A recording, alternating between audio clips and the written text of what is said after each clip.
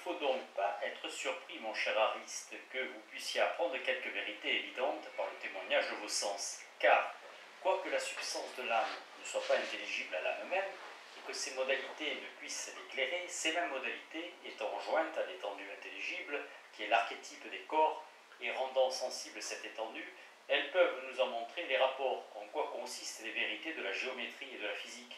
Mais il est toujours vrai de dire que l'âme n'est point à elle-même sa propre lumière, que ses modalités ne sont que ténèbres, et qu'elle ne découvre les vérités exactes que dans les idées que renferme la raison. Ariste, je comprends, me semble, ce que vous me dites, mais comme cela est abstrait, je le méditerai à loisir.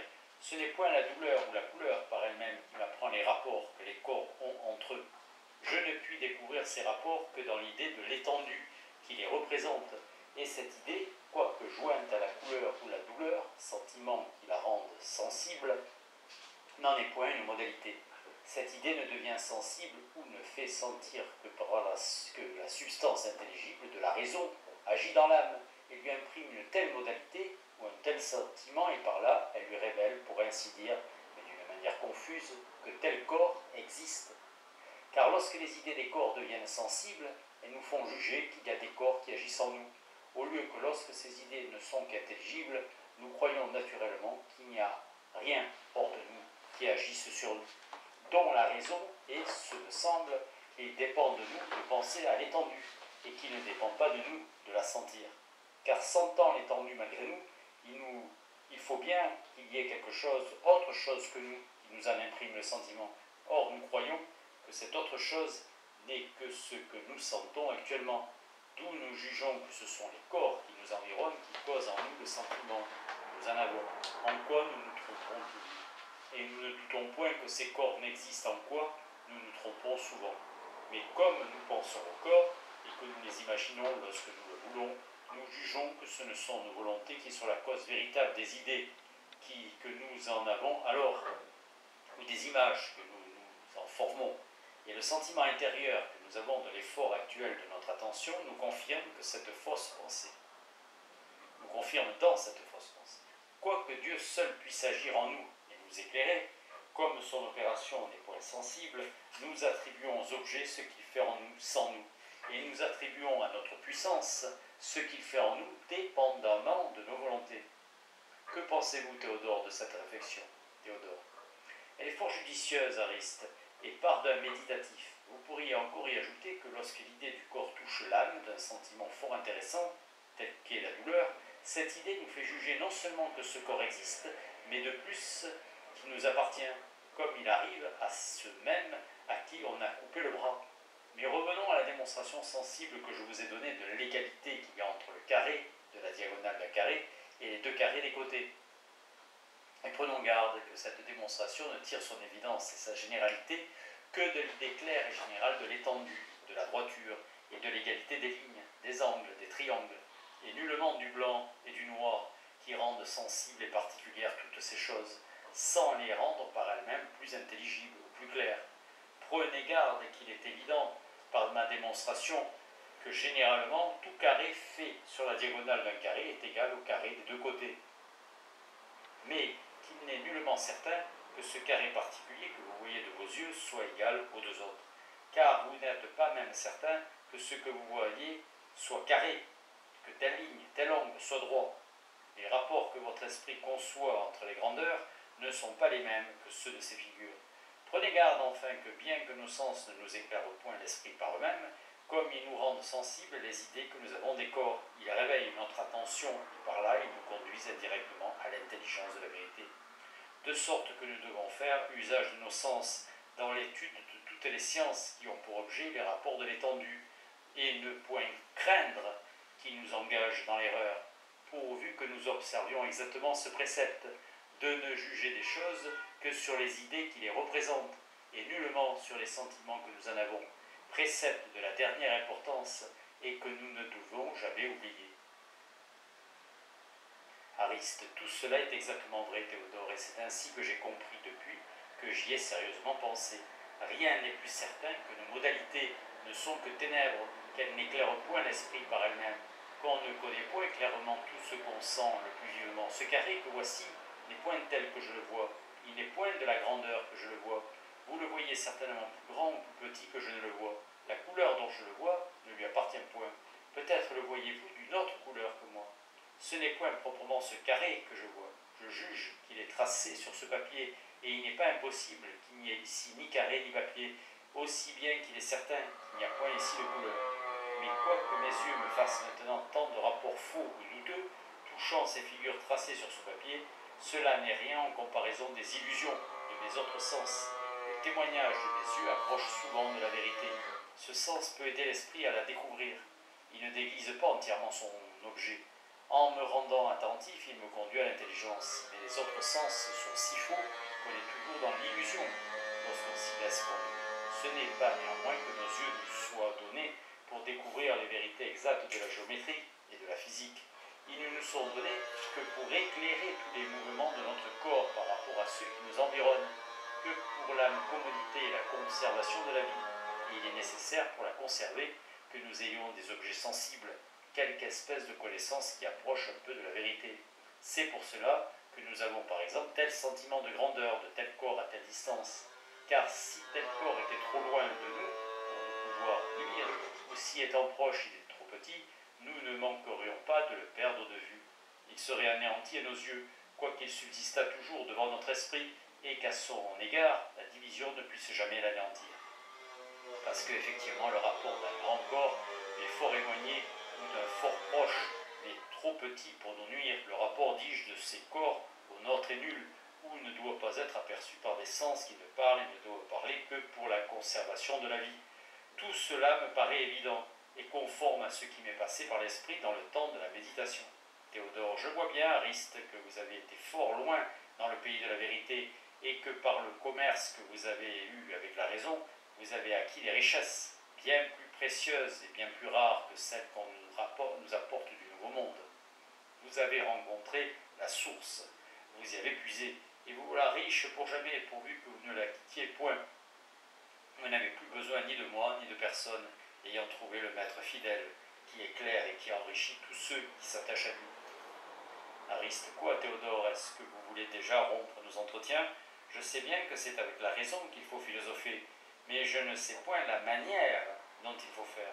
La raison ne me l'apprendra elle-même, cela n'est pas impossible, mais je n'ai pas lieu de l'espérer si je n'ai un moniteur fidèle et vigilant qui me conduise et qui m'anime. Adieu à la philosophie, si vous me quittez, car seul je craindrai de m'égarer, je prendrai bientôt les réponses que je me ferai à moi-même pour celles de notre maître commun. Théodore, que je n'ai garde, mon cher Ariste, de vous quitter, car maintenant que vous méditez tout ce qu'on vous dit, j'espère que vous empêcherez en moi le malheur que vous craignez qu'il vous arrive. Nous avons tous besoin les uns des autres, quoique nous ne recevions rien de personne. Vous avez pris à la lettre un mot lâché en l'honneur de la raison. Oui, c'est d'elle seule que nous recevons la lumière, mais elle se sert de ceux à qui elle se communique pour appeler à elle ses enfants égarés et les conduire par leur sens à l'intelligence. Ne savez-vous pas, Ariste, que la raison elle-même s'est incarnée pour être à la portée de tous les hommes, pour frapper les yeux et les oreilles de ceux qui ne peuvent ni voir ni entendre que par leur sens? Les hommes ont vu de leurs yeux la sagesse éternelle, le Dieu invisible qui habite en eux. Ils ont touché de leurs mains, comme me dit le bien-aimé disciple, le Verbe qui donne la vie. Premier épître de Saint Jean. La vérité intérieure apparue hors de nous, grossiers, stupides que nous sommes, afin de nous apprendre d'une manière sensible et palpable les commandements éternels de la loi divine, commandements qu'elle nous fait sans cesse intérieurement et que nous n'entendons point, répandus au dehors comme nous le sommes. Ne savez-vous pas que les grandes vérités de la foi que la foi nous enseigne sont en dépôt dans l'Église et que nous ne pouvons les apprendre que par une autorité visible émanée de la sagesse incarnée? C'est toujours la vérité intérieure qui nous instruit, il est vrai, mais elle se sert de tous les moyens possibles pour nous rappeler à elle et nous remplir d'intelligence. Ainsi, ne craignez point que je vous quitte, car j'espère qu'elle se servira de vous pour empêcher que je ne l'abandonne et que je ne prenne mes imaginations et mes rêveries pour ces oracles divins. Ariste, vous me faites bien de l'honneur, mais je vois bien qu'il faut l'accepter puisqu'il rejaillit sur la raison, notre commun maître. Théodore, je vous fais l'honneur de vous croire raisonnable, Cet honneur est grand, car tout homme, par la raison, lorsqu'il la consulte et qu'il la suit, devient supérieur à toutes les créatures. Il juge par elle et condamne souverainement, ou plutôt, c'est elle qui décide et qui condamne par lui. Mais ne croyez pas que je me soumette à vous. Ne croyez pas non plus que je m'élève au-dessus de vous. Je ne me soumets qu'à la raison, qui peut me parler par vous, comme elle peut vous parler par mon entremise. Et je ne m'élève qu'au-dessus des brutes, qu'au-dessus de ceux qui renoncent à la plus essentielle de leur qualité. Cependant, mon cher Ariste, quoique nous soyons raisonnables l'un et l'autre, n'oublions pas que nous sommes extrêmement sujets à l'erreur, parce que nous pouvons l'un et l'autre décider sans attendre le jugement infaillible du juste juge, sans attendre que l'évidence nous arrache, pour ainsi dire, notre consentement. Car si nous faisions toujours cet honneur à la raison, de la laisser prononcer en nous ses arrêts, elle nous rendrait infaillibles. Mais au lieu d'attendre ses réponses et de suivre pas à pas sa lumière, nous la devançons et nous nous égarons. L'impatience nous prend d'être obligés à demeurer attentifs et immobiles, ayant autant de mouvements que nous en avons. Notre indigence nous presse et l'ardeur que nous avons pour les vrais biens nous précipite souvent dans les derniers malheurs. C'est qui nous est libre de suivre la lumière de la raison ou de marcher dans les ténèbres à la lueur fausse et trompeuse de nos modalités. Rien n'est plus agréable que de suivre aveuglément les impressions de l'instinct, mais rien n'est plus difficile que de se tenir ferme à ces idées sublimes et délicates de la vérité malgré le poids du corps qui nous appesantit l'esprit. Cependant, tâchons de nous soutenir l'un l'autre, mon cher Ariste, sans nous fier trop l'un à l'autre. Peut-être que le pied ne vous manquera pas à tous deux en même temps, pourvu que nous marchions fort doucement et que nous soyons attentifs autant que cela se peut à ne point nous appuyer sur un méchant fond. Ariste, avançons un peu, Théodore, que craignez-vous? La raison est un fond excellent, il n'y a rien de mouvant dans les idées claires, elle ne cède point au temps, elle ne s'accommode point à des intérêts particuliers, elle ne change point de langage comme nos modalités qui disent le pour et le contre, selon que le corps est sollicité.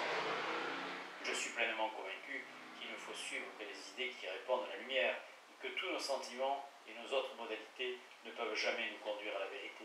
Passons, je vous prie, à quelque autre matière, puisque je suis d'accord avec vous sur tout ceci. Théodore, n'allons point si vite, mon cher. Je crains que vous ne m'accordiez plus que je vous demande, ou que vous ne compreniez pas encore assez distinctement ce que je vous dis. Nos sens nous trompent, il est vrai, mais c'est principalement à cause que nous rapportons aux objets sensibles les sentiments que nous en avons.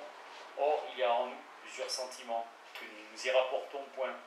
Tel est le sentiment de la joie, de la tristesse, de la haine, en un mot, de tous les sentiments qui accompagnent les mouvements de l'âme. La couleur n'est point dans l'objet, la douleur n'est point dans mon corps, la chaleur n'est ni dans le feu ni dans mon corps, où ces sentiments se rapportent.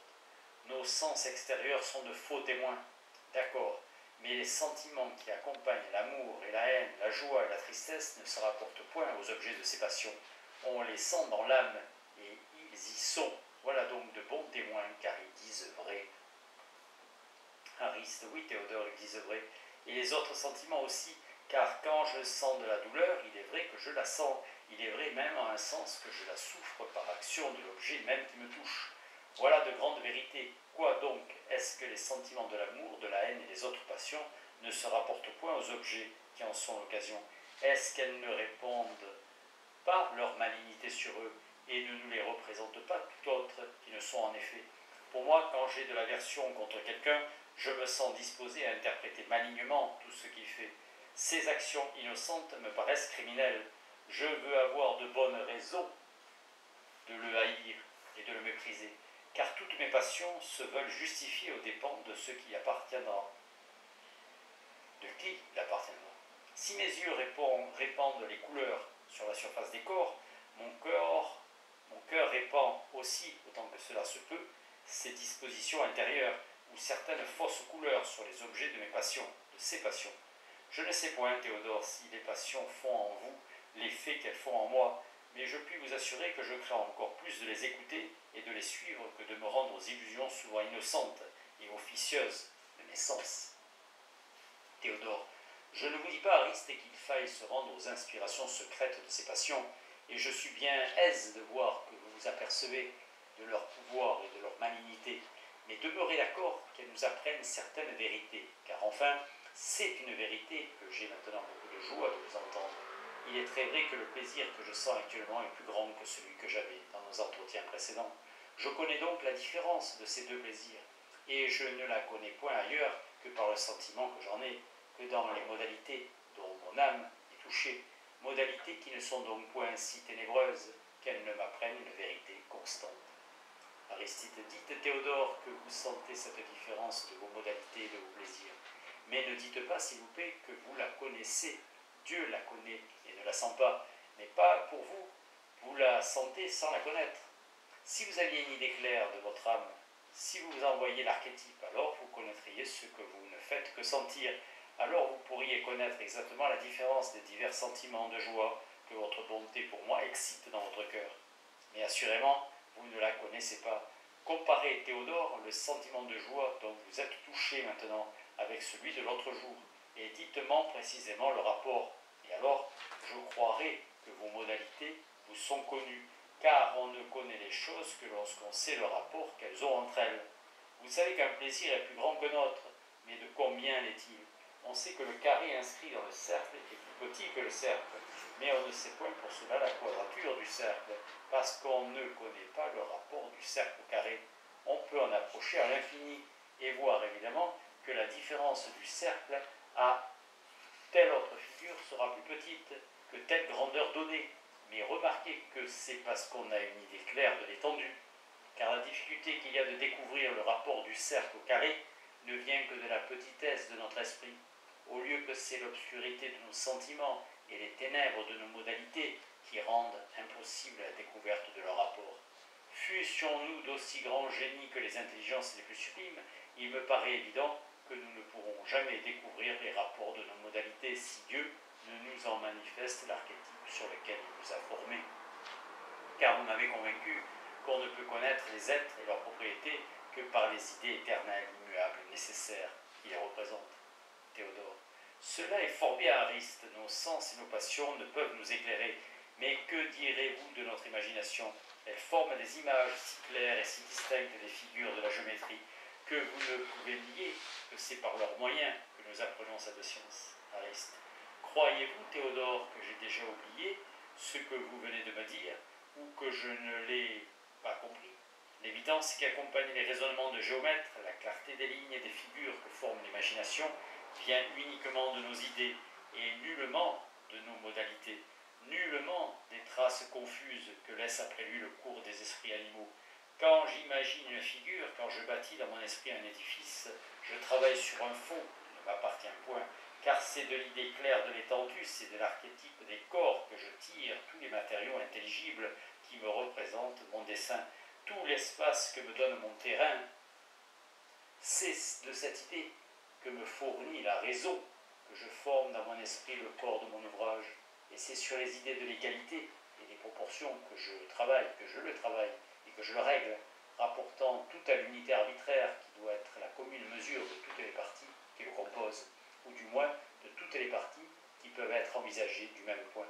Et dans le même temps, c'est assurément sur des idées intelligibles que nous réglons ce cours des esprits qui tracent ces images, ces figures de notre imagination, et tout ce qu'elles ont de lumière et d'évidence, ces figures, cela ne procède nullement du sentiment confus qui nous appartient, mais de la réalité intelligible qui appartient à la raison.